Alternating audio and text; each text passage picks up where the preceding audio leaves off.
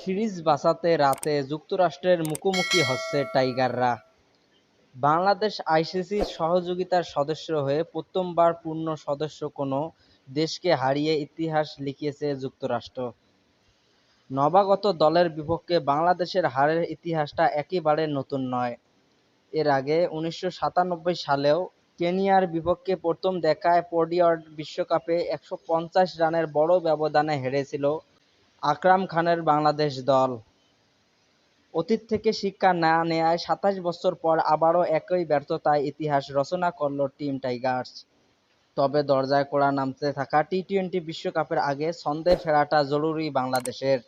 তাই প্রথম ম্যাচের লজ্জার হারের কথা ভুলে ঘুরে দাঁড়াতে চায় সাকিব-রিয়াদরা।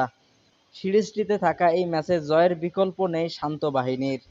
সিরিজে ঘুরে দাঁড়ানোর মিশনে আজ বৃহস্পতিবার ২৩শে মে ইউএসের বিপক্ষে ৩ ম্যাচ সিরিজের দ্বিতীয় ম্যাচে মাঠে নামবে বাংলাদেশ।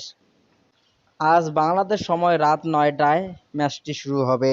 শুভকামনা রইল প্রিয় টিম বাংলাদেশের জন্য। ধন্যবাদ।